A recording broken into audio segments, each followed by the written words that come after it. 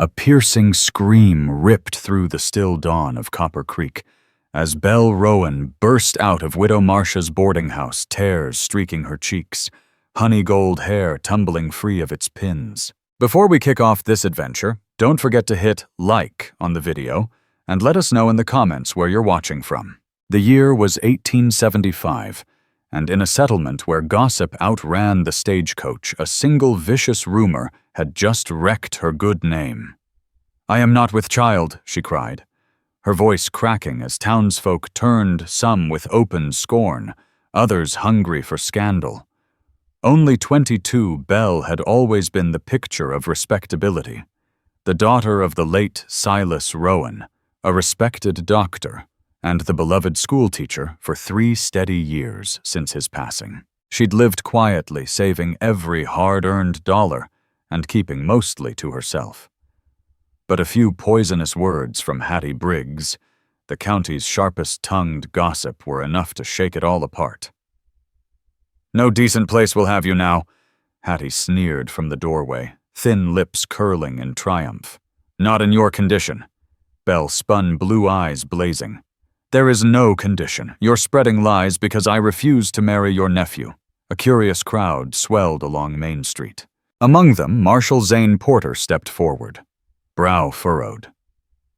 "Miss Rowan, perhaps she should leave town," Hattie cut in. "We don't need her kind corrupting children." The words hit like stones. How would Belle face her pupils?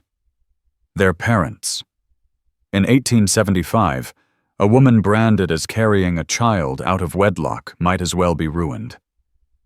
"I've done nothing wrong," she insisted, though her voice trembled. "Then who's the father someone called?" Before she could speak, a deep, steady voice cut through the buzz. "If she carries, it's mine." The crowd parted as Gage Mercer strode forward, his spurs ringing with every confident step.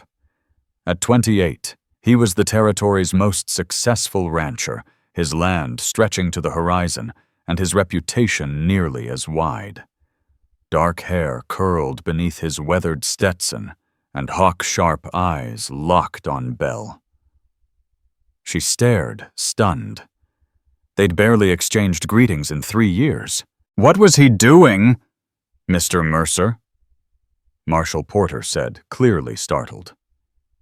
"I'm saying Miss Rowan's honor will not be questioned," Gage stated flatly. "And if there's a child, which I doubt given the source of this tale," he shot Hattie a cold glance, "then I take full responsibility." Belle could hardly breathe. Gage Mercer the bachelor, every young woman in 3 counties secretly dreamed of, was claiming a child that didn't exist. "Mr. Mercer," she whispered urgently, "I don't know what you're doing, but I'm not." "We'll discuss this privately," he interrupted, tone-brooking no argument. Offering his arm, he waited until after a heartbeat's pause, she placed her hand on it. Together they left the murmuring crowd behind. "Have you lost your mind?" Belle hissed once they were clear. "Why would you say such a thing?" Gage's jaw stayed hard as he guided her toward his waiting horse. "Because Hattie Briggs is a venomous snake who's been trying to run this town since her husband died. She ruins anyone who crosses her. And clearly you crossed her by refusing to marry her drunken nephew Belle," muttered, lowering her voice. "But that doesn't explain why you'd get involved." He halted and faced her, a flicker of gold sparking in his green eyes. "My sister once went through the same thing. No one stood up for her. I won't watch another woman be destroyed by lies." A lump rose in Belle's throat. "I appreciate it, Mr. Mercer, but you've tied your name to mine for a woman you barely know." A hint of a smile softened his rugged face. "Then maybe it's time I know you better, Miss Rowan." With that, he lifted her onto his horse and mounted behind. As they rode beyond Copper Creek, Belle wondered if she'd been rescued or had leapt from one fire straight into another. 10 miles out, the Mercer Ranch sprawled across the plains, its 2-story log house and sweeping porch proof of Gage's hard-won success. Ranch hands paused to watch the schoolteacher arrive in his arms. They'll talk? Belle murmured, conscious of his steady presence at her back. Let them, he said. My foreman's wife is inside. You'll have a proper chaperone. True to his word, May Hollis, a kindly woman in her 50s, welcomed them, surprise flickering only a moment. Miss Rowan needs a place to stay a few days, Gage explained, doffing his hat. Can you make her comfortable? Of course, May replied warmly. Come, dear. Upstairs, Belle sank onto the bed, mind spinning. Only hours ago, she'd planned another day of lessons. Now she was under Gage Mercer's roof, her future uncertain. A soft knock broke her thoughts. Gage stood in the doorway, hat in hand. May I come in? The door stays open. She nodded. I've sent word to the school board that you're unwell and need leave, he said. And I've asked my lawyer to prepare charges against Hattie Briggs for slander. Belle's eyes widened. That's very generous, but why go so far for me? He met her gaze steadily. The truth is, I've watched you these 3 years. You teach the children others give up on. You visit the lonely and ask nothing in return. Folks like you are rare in these parts. Belle felt heat rise to her cheeks as his quiet admiration settled between them, changing the air of the room and perhaps the course of her life. People like you are rare out here, Gage Mercer said quietly. Heat crept into Belle Rowan's cheeks. You've been watching me. It's a small town. I make it my business to know who lives in it. He cleared his throat. Now we need to talk about our next step. Next step, she echoed.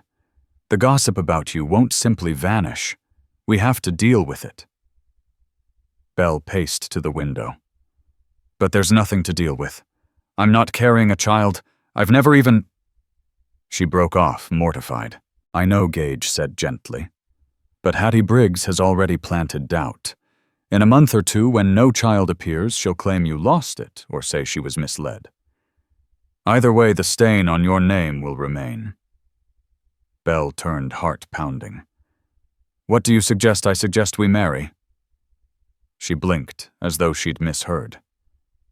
I beg your pardon. It's the most practical answer, he said in a level voice, as if arranging a cattle deal. We marry soon and say we've cared for each other quietly for some time. Months from now, we can explain there was never a baby, or perhaps speak of a miscarriage. Either way, your standing is safe. Safe, she repeated, incredulous. Gage marriage isn't something to take lightly. It's for life. I know, he said, without hesitation. And I intend to honor it. Belle searched his steady gaze. Why tie yourself to a woman you barely know? I know enough, he said softly. I believe we can build a good life if we're given the chance. But what about love? The word felt naive even as it left her lips. Love can grow from respect and shared purpose, he replied. And I respect you, Belle. The rest can follow.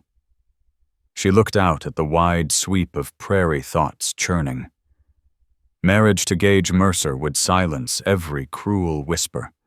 His name and resources would shield her forever. Yet he was still almost a stranger. I need time to think, she said at last. Take the day, he agreed. But remember, the longer we wait, the more those rumors will spread. He stepped toward the door. I'll be in my study if you have questions. After he left, Belle sat for hours by the window, watching the ordered rhythm of the ranch below. Dust Creek riders moved cattle to fresh pasture. A supply wagon rattled in. Life under Gage's hand ran strong and sure. Would her own life find that same steady beat if she accepted his proposal? When May Hollis arrived, with a lunch tray and gentle eyes full of unasked questions, Belle barely tasted a bite. As afternoon faded, she felt drawn downstairs. The study door stood ajar. Gage sat behind a broad desk strewn with papers. He looked up, sensing her presence. Miss Rowan, he said, rising at once. Please come in. Belle entered, noticing shelves heavy with books more than she'd expect from a rancher. "You read," she said with a small smile. "I do.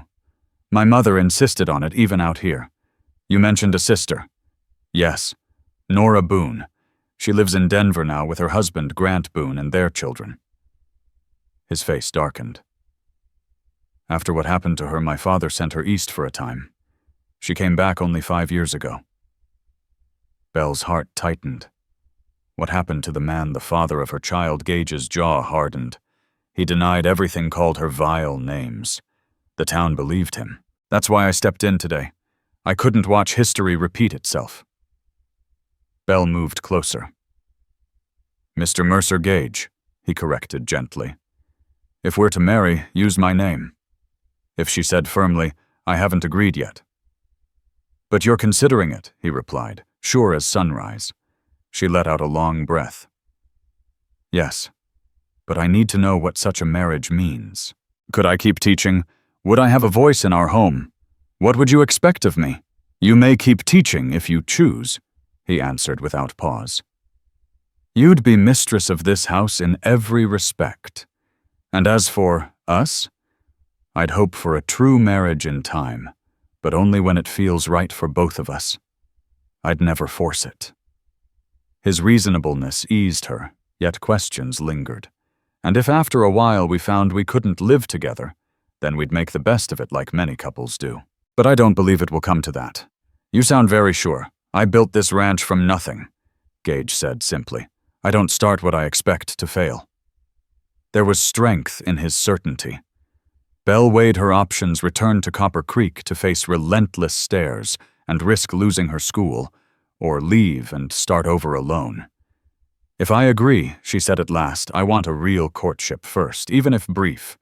I won't rush to the altar like someone with secrets to hide." Gage nodded. 2 weeks. We court in the open, announce our engagement, and wed before the month is out. That should quiet every rumor. That should keep everything proper and silence the talk." "And you're sure you want this marriage to a woman whose reputation is already in question?" Belle Rowan asked softly. "I'm sure I want you, Gage," Mercer answered without hesitation. His plain words sent an unexpected flutter through her chest. Drawing a steadying breath, she said, "Then, yes, Gage, I accept." The next morning, Belle awoke to find a sky-blue gown laid neatly across a chair. A note from May Hollis explained it had once belonged to Nora Boone Gage's sister, and that Gage thought Belle might like something fresh for their trip back to town. The kindness touched her deeply. As she dressed, Belle wondered what lay beneath the rancher's strong, commanding exterior. There was a thoughtfulness she hadn't anticipated. Downstairs, Gage waited in his Sunday best, a dark coat that broadened his shoulders and showed the quiet strength of his frame. Seeing him like that, Belle was struck again by the keen intelligence in his eyes. "You look beautiful," he said, his admiration warm but respectful. "Thank you," she replied, smoothing the skirt. "And thank you for the loan. It's lovely. It suits you." He offered his arm. "Ready? We'll take the buggy into Copper Creek." The ride was filled with talk of ranch work expansion plans and better cattle breeding subjects Gage spoke of with a quiet passion that drew Belle in. She asked questions eagerly. "Most women's eyes glaze over when I start on ranch matters," he admitted with a rueful smile. "Well, if I'm to be a rancher's wife, I should know what it involves," Belle said sensibly. He cast her a look filled with quiet warmth. "Yes, you should." As the town's rooftops appeared, Belle's nervousness returned. "What will we tell everyone?" "The truth just shaped a bit," Gage replied. "We've known each other for some time, grown close, and decided to marry. Hattie Briggs's story only pushed us to speak sooner. As for that supposed child, we'll neither confirm nor deny. Folks will draw their own conclusions. In time, the truth will show itself." Belle straightened her shoulders as they rolled down Main Street. Curious faces turned instantly. Gage helped her down with deliberate courtesy, his hand lingering on hers just long enough to steady her. "Remember," he murmured, "you have nothing to be ashamed of." Those words steadied her as they stepped into the general store, where Nettie Brooks, the shopkeeper's wife, and an eager spreader of news stood ready with wide eyes. "Mr. Mercer." "Miss Rowan," Nettie exclaimed. "What a surprise to see you both. Good morning, Mrs. Brooks." Gage answered pleasantly. "Miss Rowan and I need a few supplies. We're hosting a dinner at the ranch this weekend to announce our engagement." The woman nearly dropped her fabric bolt. "Engagement? My goodness." Belle managed a calm smile. "Yes, we've been courting quietly for a while. Recent events simply moved up the announcement. Well, congratulations. When's the big day?" "Within the month," Gage said, resting a steady hand at the small of Belle's back. "No reason to delay our happiness." By the time they left the store, having ordered invitations for the dinner, Belle could almost hear the whispers flying from porch to porch. Gage seemed perfectly at ease. Their next stop was the schoolhouse. "I thought you'd want to look in on your classroom and speak with Zeke Carver, the school board president," Gage explained. "Show folks you have nothing to hide." Zeke looked startled when they entered Miss Rowan. "Mr. Mercer, I wasn't expecting you today. I wanted to tell you personally of our engagement," Gage said, his voice carrying quiet authority. Engagement. Zeke's relief showed plainly. "That's wonderful. Congratulations to you both." "Thank you," Belle said. "I plan to return to teaching Monday if that's all right." Of course the Prairie kids have missed you.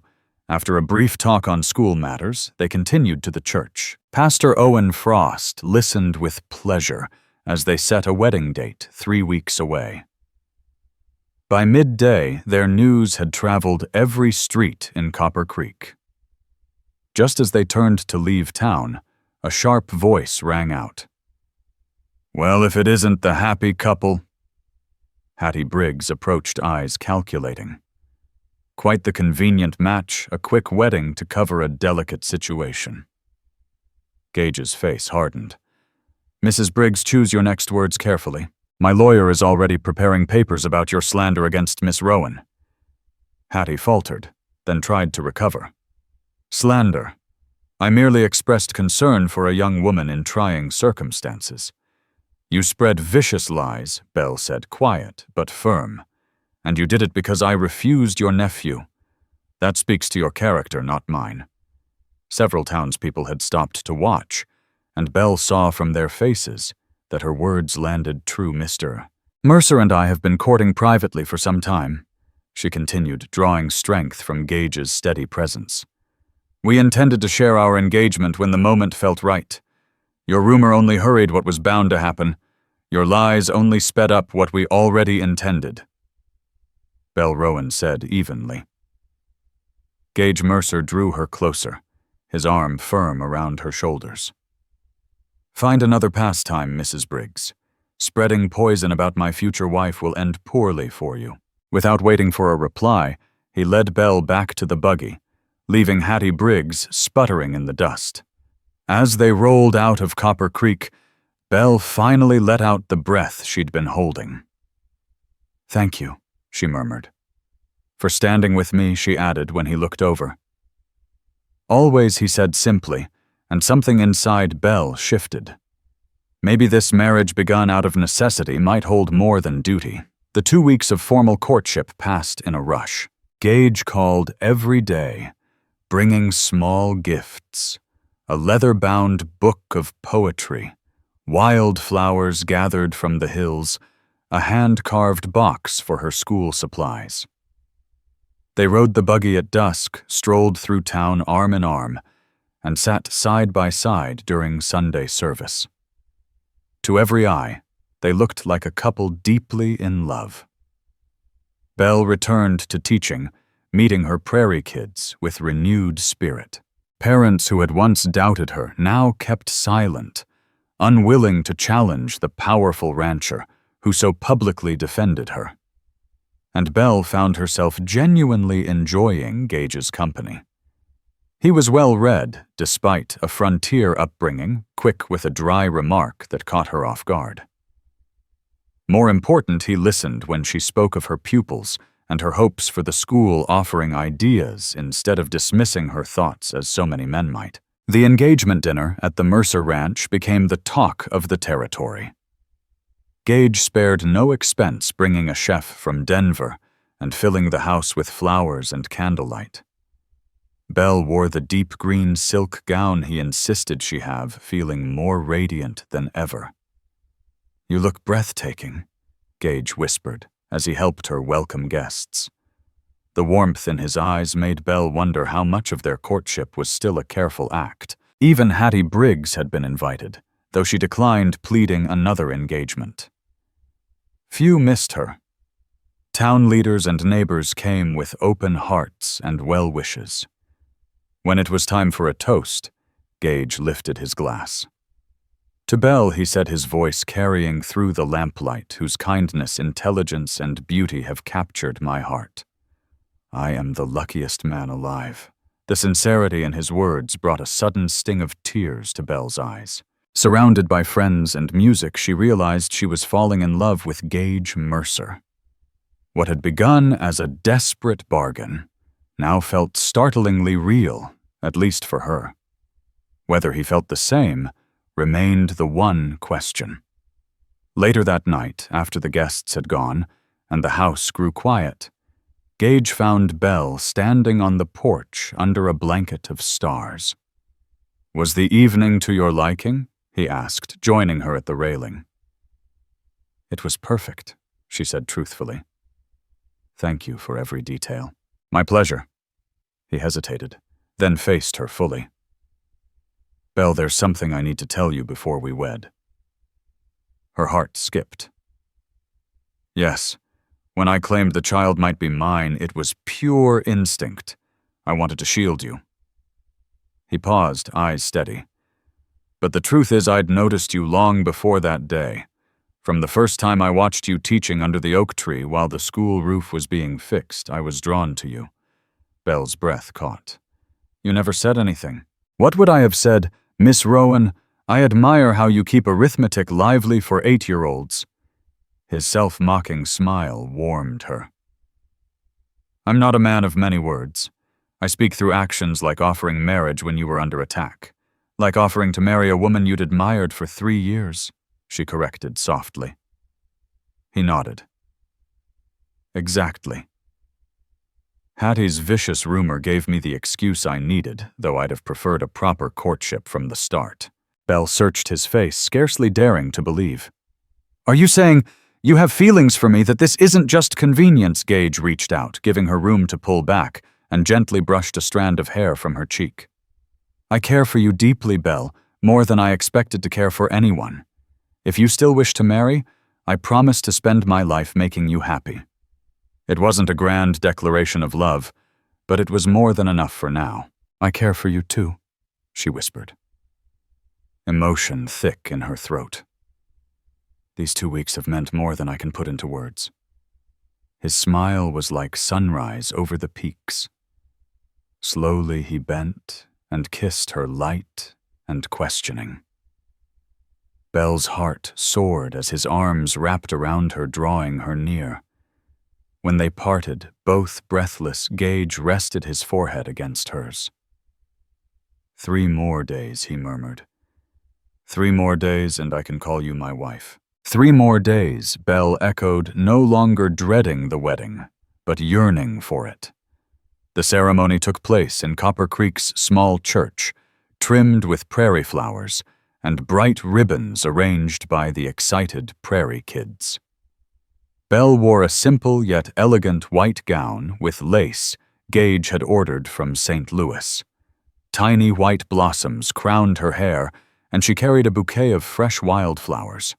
Gage stood at the altar more nervous than she had ever seen him. But when Belle stepped into view, joy and wonder lit his face so vividly that several women sighed aloud. The vows they spoke were their own promises of loyalty, shared labor, and a love meant to grow. When Pastor Owen Frost declared them husband and wife, Gage's kiss was gentle but rich with unspoken passion.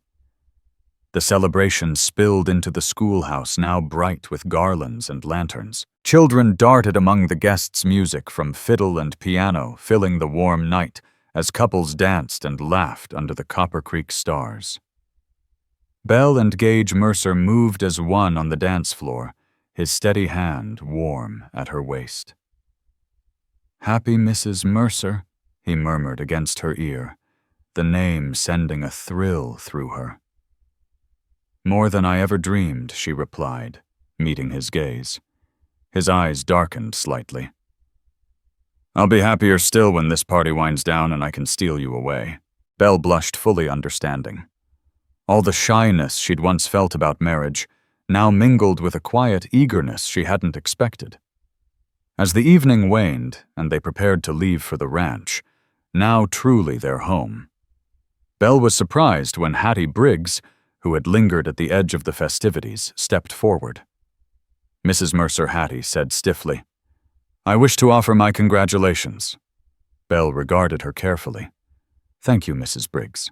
The older woman hesitated, then lowered her voice. "I may have been hasty in my assumptions about you." It was as close to an apology as Hattie would ever give. Feeling generous on her wedding day, Belle simply nodded. "We all make mistakes. Let's put it behind us." Relief flickered across Hattie's face before she straightened. "Indeed. Good evening to you both." As she walked away, Gage squeezed Belle's hand. "That was gracious of you." "It's our wedding day," Belle said with a soft smile. "I can afford to be gracious." Cheers and showers of rice followed them as they climbed into the decorated buggy. The ride home was quiet, each wrapped in thoughts of the life now unfolding. At the ranch, Gage surprised her by sweeping her into his arms and carrying her across the threshold. "Welcome home, Mrs. Mercer," he said softly. May Hollis had prepared the master bedroom with fresh linens and flowers, then discreetly withdrew to her own quarters. Upstairs, Gage paused at the door. "Take all the time you need," he said, gesturing to the adjoining dressing room. Alone, Belle changed into the white cotton and lace nightgown she'd chosen, modest yet lovely.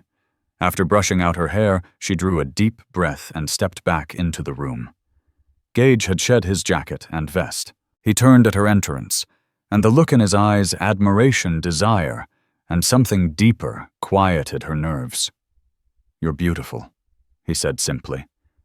"Thank you." Gathering her courage, she moved closer. "I'm a little nervous," he softened. "We don't have to rush. We'll go only as far as you're ready." Belle shook her head. "I don't want to wait. I've just never—" "I know," he said gently, taking her hands. "I'll be careful. If at any point you wish to stop, say so. I trust you, Gage." Those words seemed to strike him to the core. He kissed her fingers tenderly. "I'll strive every day to deserve that trust." What followed was a night of quiet discovery. True to his promise, Gage was patient and reverent, guiding her with care. Any fleeting discomfort faded beneath the closeness they found, the way he whispered her name like a vow, the certainty of being cherished and wholly known. Afterward, Belle rested with her head on his chest, his arm around her shoulders.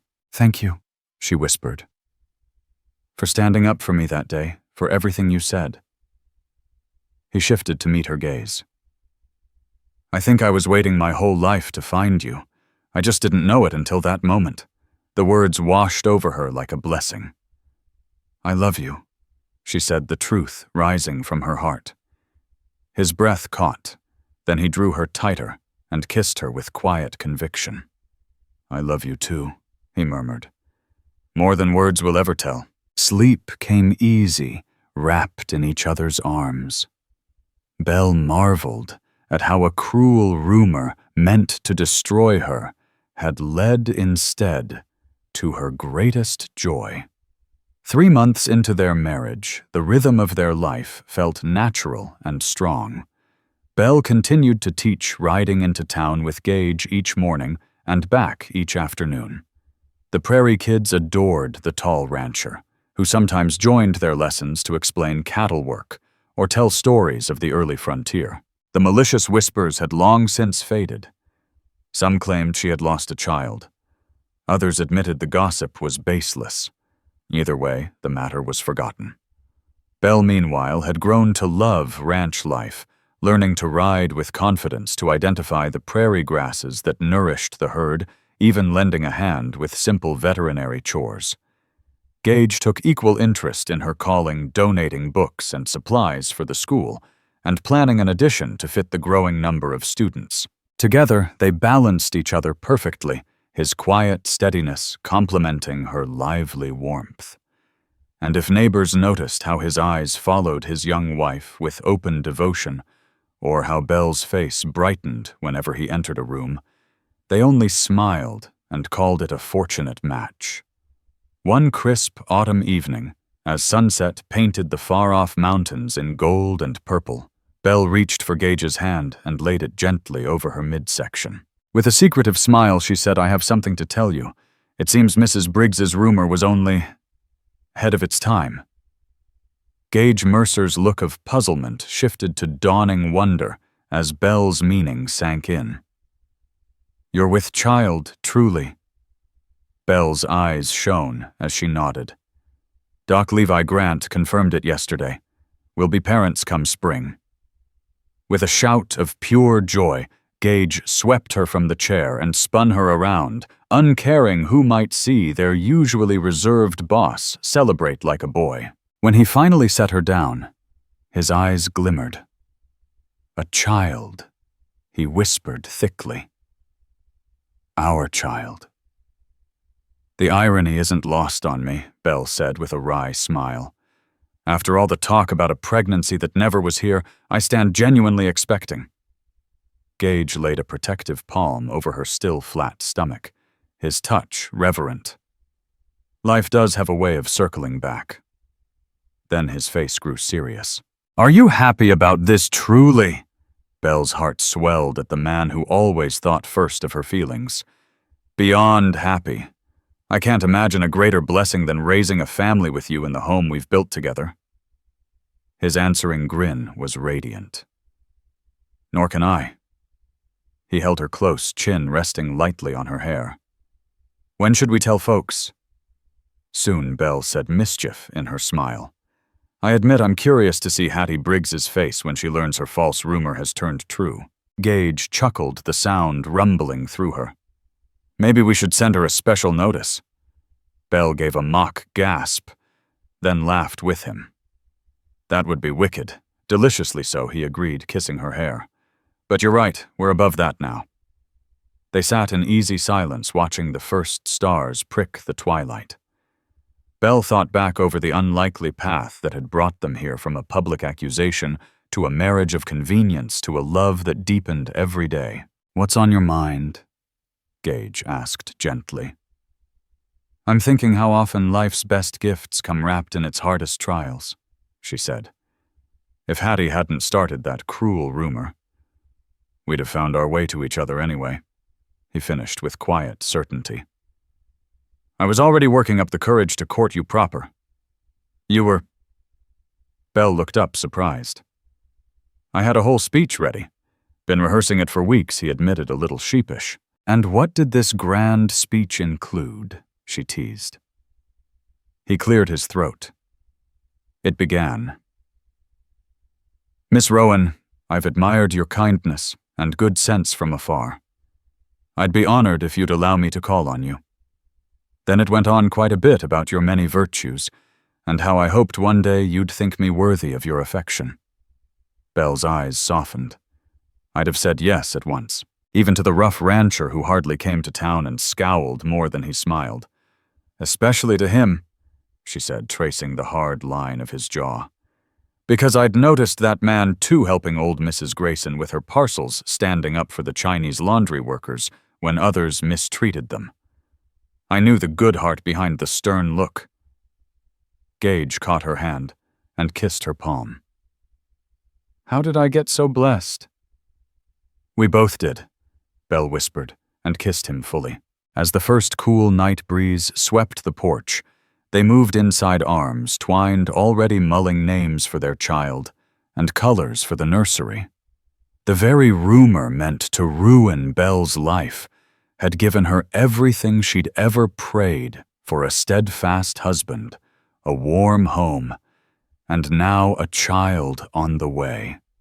Life on the western frontier was seldom gentle and never guaranteed, yet sometimes it offered second chances to those brave enough to seize them. By spring, the high meadows around Copper Creek blazed with wildflowers and new grass. Snow still crowned the peaks, but the valleys teemed with newborn calves and colts testing shaky legs. At the Mercer Ranch, another new life was eagerly awaited. At Belle's request, the nursery beside their room was painted a cheerful yellow.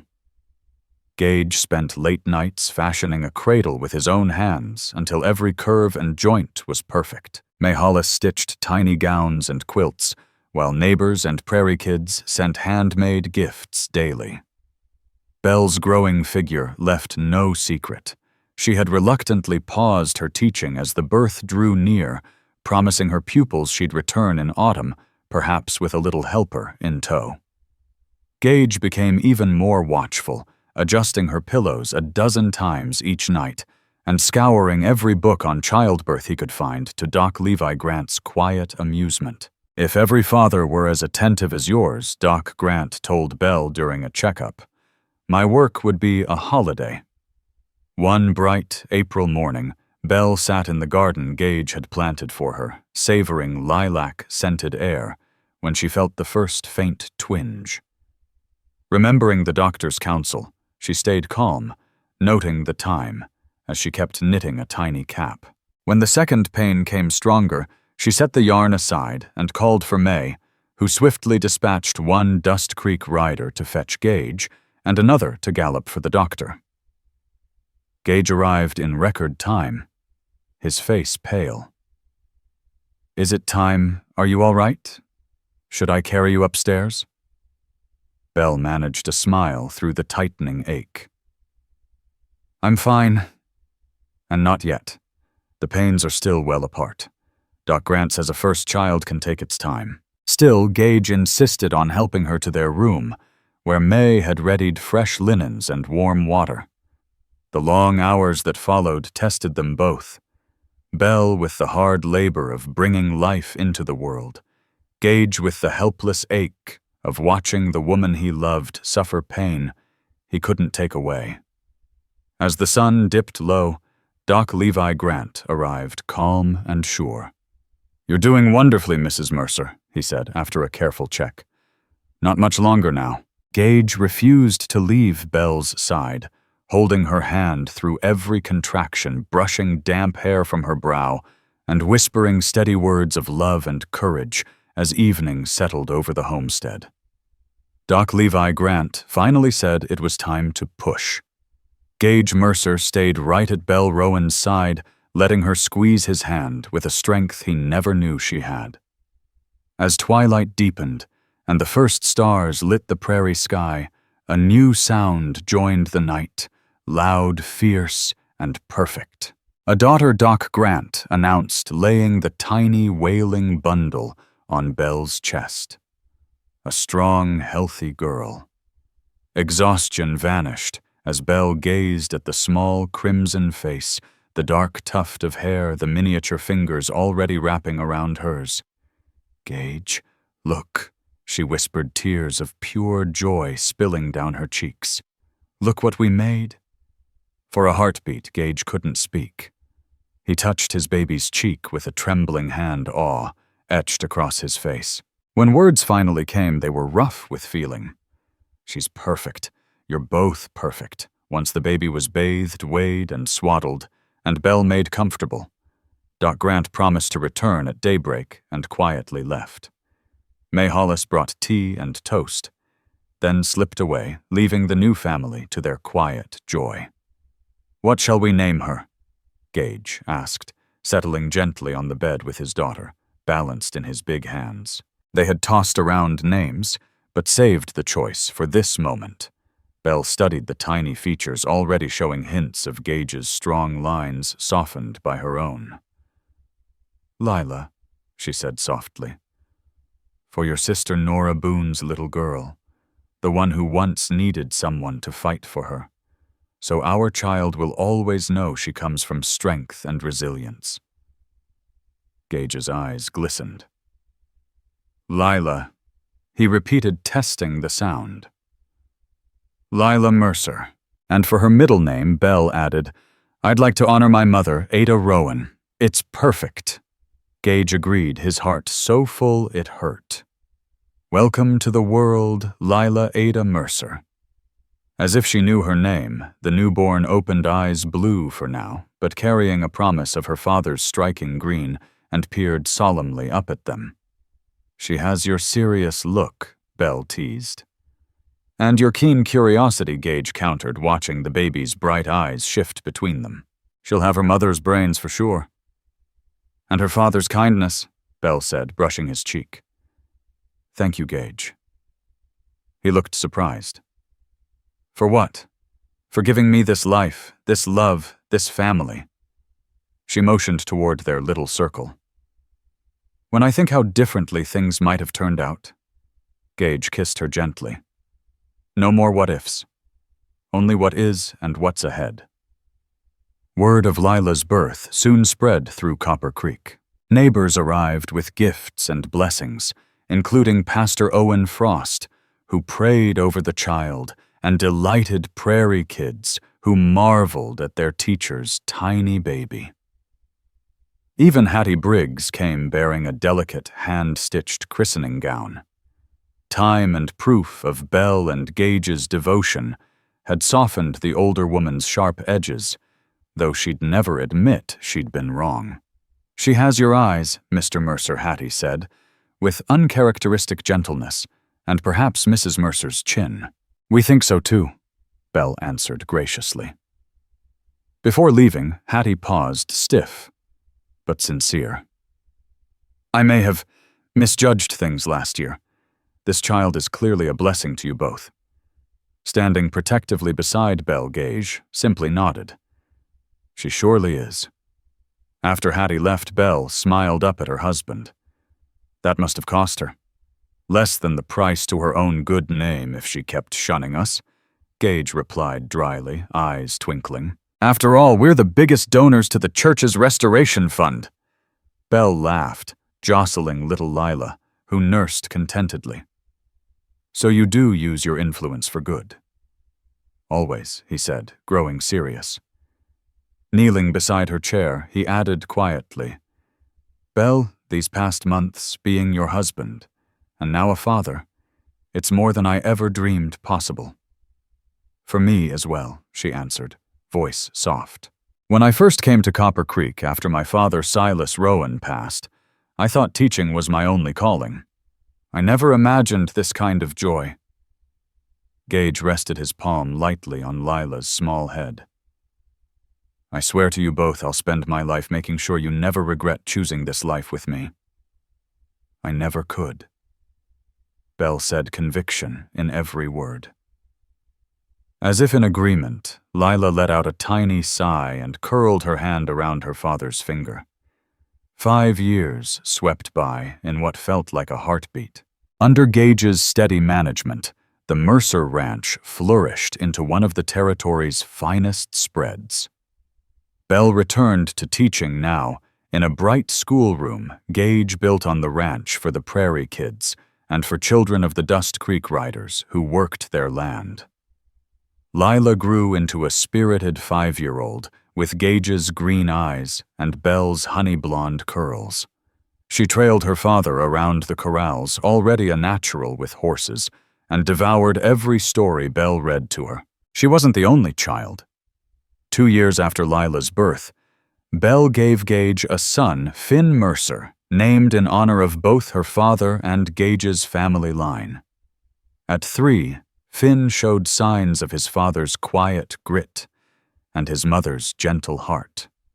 Now, as Belle stood on the porch, watching Gage teach Lila to rope a practice steer, her hand rested on the gentle swell of her belly, where their third child, little Rose Mercer, was growing. She hadn't yet shared the secret, though Doc Levi Grant had confirmed it the day before. "Mama, look," Lila called, beaming, as she looped her rope neatly over the wooden steer's horns. "I did it!" "Wonderful, sweetheart," Belle called back, her smile wide at the sight of her tall, rugged husband kneeling proudly beside their daughter. From behind Belle's skirts, Finn darted out his dark curls, bouncing. "Me too. Me rope, too." Laughing, Gage scooped him up with one arm and hoisted him onto his shoulders, the picture of a father whose heart and home had grown rich in every way that mattered. "When you're a bit bigger, partner, you can ride beside me. For now, be my lookout, and tell me if any rustlers are sneaking up," Gage Mercer said with a grin. Little Finn. Mercer straightened proudly, one hand shading his eyes as he scanned the wide horizon. "No rustlers, Papa?" Watching from the porch, Belle Rowan felt her heart swell.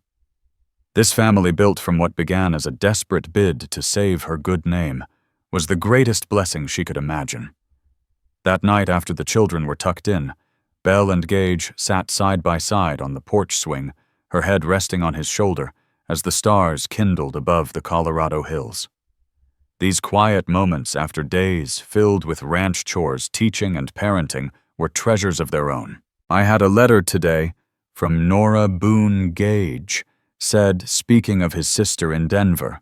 She and Grant Boone plan to visit next month with the children. "That's wonderful," Belle replied, genuinely delighted. Over the years, she had grown close to Nora, bound by sisterhood and the shared joys and trials of motherhood. Caroline and Finn will be thrilled to see their cousins. Gage's arm tightened around her. "Nora mentioned Grant is looking at business near Copper Creek. They might settle closer." Belle sat up, eyes alight. "Truly? That would be marvelous, family, just down the road. I thought so too," he said, then hesitated. "I've been thinking about building them a house on the north section. Good land and that mountain view Nora always loved." Belle smiled at his thoughtfulness. She'll be touched by the offer. She paused, sensing the right moment. "Speaking of building things, we may need to expand the nursery." It took a beat for her words to sink in. Then Gage's face lit with astonished joy. "Belle, are you saying—" She nodded, placing his hand gently over her waist. "Doc Levi Grant says our new baby should arrive in early spring, right with the wildflowers." Gage drew her into a deep, fervent kiss. "Another child?" he whispered, wonder and pride in his voice. "I'm the most fortunate of men." "We're both fortunate," Belle corrected with a soft laugh. "Who would have thought Hattie Briggs's mean-spirited rumor would lead us here?" Gage chuckled, palms still protective over their unborn child. "Maybe we should name this one after her just to keep the story straight." Belle swatted his arm, laughing. "Don't even joke. Can you imagine calling our sweet baby Hattie perhaps as a middle name?" he teased. "Not even then," Belle said firmly, then softened. "If it's a girl, I was thinking Della for your mother." His eyes warmed. She would have loved that. "And if it's a boy, maybe let Lila and Finn help choose," Belle suggested. "They'll be proud to name their little brother or sister." "A fine plan," Gage agreed, though he grinned. "We might end up with a boy named after Finn's favorite horse." "Thunderbolt Mercer does have a certain ring to it," Belle teased, laughing at his mock-shocked face. As their laughter faded, a peaceful hush settled over them. The night air smelled of pine and sage. The house they had built together creaked softly as it cooled. "Do you ever wonder," Gage asked quietly, "what life would have been if I hadn't spoken up that day?" "Sometimes," Belle admitted. "I might have had to leave Copper Creek and start over. And I'd have lost my chance at happiness." He finished, his voice rough with feeling. I thank the Lord every day I found the courage to claim you even in such a storm. As do I, Belle said, touching the rugged face she still found as striking as the day he'd stepped from the crowd, and declared, if she carries, it's mine. Though I suspect you'd have given that carefully rehearsed courtship speech eventually. Perhaps. He smiled, love written in every line. But I like the way our story turned out, dramatic, beginning and all. So do I, Belle agreed, settling back against his chest. Beneath a sky strewn with silver stars, she reflected on their journey from a cruel rumor to a marriage of necessity, to a deep, unshakable love. Life on the western frontier was rarely easy and never certain, but it had given her all she could desire, a steadfast husband, beautiful children, and a home rich with purpose and joy. What began as the hardest day of her life had become its greatest blessing. As Gage pressed a gentle kiss to her temple, Belle knew their story, unexpected, imperfect, yet endlessly beautiful, was still unfolding. There would be more children, more trials and triumphs. Copper Creek would grow from rough settlement to thriving town. Their children would write their own love stories. And at the heart of it all would remain the same unshakable truth, a reckless rumor, a bold claim, and two hearts that had found in each other exactly what they were meant to find. If this story has touched your heart, I invite you to stay with us to discover more true tales of the Wild West. Stories that honor resilience, tenderness, and the spirit that God placed in those who blazed the trail. Subscribe, share, leave your thoughts in the comments, and join us once again to journey across this untamed land. Thank you.